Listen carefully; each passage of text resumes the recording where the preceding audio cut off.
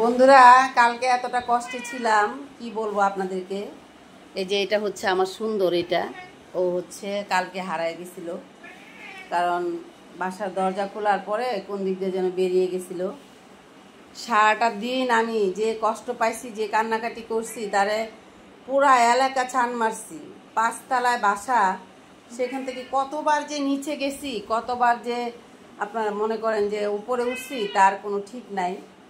কারণ পরে রাতে আমার অবস্থা এত করুণ হয়ে গেছে যে আমি নিজে নিজে মানে বিছানা থেকে উঠতে পারতেছি না, প্রচণ্ড জ্বর আসছে আমার। সেটা হলো আপনাদেরকে একটা জিনিস দেখাই রাখি। এই ময়না ফাইট করে না, ময়না দেখেন এই ছোট্টটা কি করে। এই ছোট্টটা ফাইট শিখছে।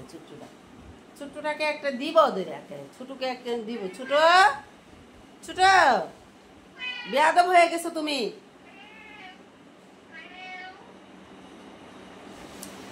তারপরে কি করব মানে বুঝতে পারতেছিলাম না। এই যে মনে করেন এই দিক দিয়ে জালি লাগানো হয় নাই, কারণ বেডরুমের এই দিক দিয়ে জালি লাগাইলে সমস্যা। ওরা কি করে এই খাটে দিয়ে এই দিক দিয়ে, এই খাট দিয়ে এই দিক দিয়ে আসে এখানে বসে। তা আমি ভাবছি এই দিক দিয়ে পড়ে গেছে কিনা, কিন্তু এইদিকে যে যাব ওই ওই প্লাটের ওই নিচে দেখেন একটা টিন সাইড আছে, এইদিকে যে যাব একটু বাড়িওয়ালারা এমনভাবে বাড়ি করছে, একটা চিপা পাওয়া যায় নাই যে যাওয়ার জন্য। তারপরে ওখানে দেখা হয়েছে যে ওখানে নাই। তারপর কত অসংখ্যবার নিচে নামলাম, খোঁজাখুঁজি করলাম, পাচ্ছি না, কিছুতেই পাচ্ছি না। পরে আমাদের বাসার বাইরে দরজার সোজা অন্য ফ্ল্যাটের একটা ওয়াশরুম আছে বাইরে, ওয়াশরুমটার উপরে একটা ইয়ে আছে আর কি, ক্যাবেজ আছে, মানে ওখানে মাল সামানা রাখার একটা গ্রুপ আছে। ওই গ্রুপটার মধ্যে হয়তো ও দৌড়াতে দৌড়াতে মানুষের পায়ের শব্দ শুনে আসছে, রুমে ঢুকতে পারে না। আমরা তো আর জানি না যে ও বাসার বাইরে, তো লাভ দিয়ে ওখানে উঠে গেছে। তারপরে আমার বাচ্চা বলল যে আম্মু রাতে বিকালের দিকে 4টার দিকে যে ও যদি এখানে উঠে থাকে, কারণ আমাদের বাসায় আছে, এই যে দেখেন আমরা বাসায় আমাদের অনেক ক্যাবিনেস আছে উপরে, ওইটার মধ্যে উঠে। তো ওই ধারণা থেকে বললো। তারপরে আমি আমার ভাইকে এখানে উঠালাম, ওঠানোর পরে দেখি যে ও এখানে আছে। তারপরে ওখান থেকে ওকে উদ্ধার করলাম।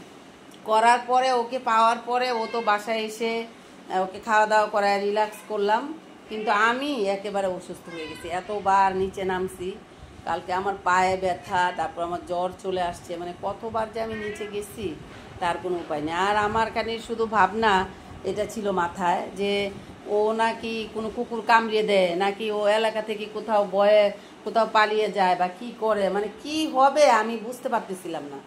মানে এত প্রচণ্ড কষ্ট পাইছি আমি, আর এত কান্না করছি। তারপরে আল্লাহর কাছে লাখ শুকরিয়া, ওকে ফিরে পেলাম। তো আপনারা সবাই দোয়া করবেন যে কখনো আমার বাচ্চাগুলো এই ধরনের দুর্ঘটনার মধ্যে না পড়ে। আপনারা সবাই দোয়া করবেন। আর এই ময়নারা চলো তোমাদেরকে খেতে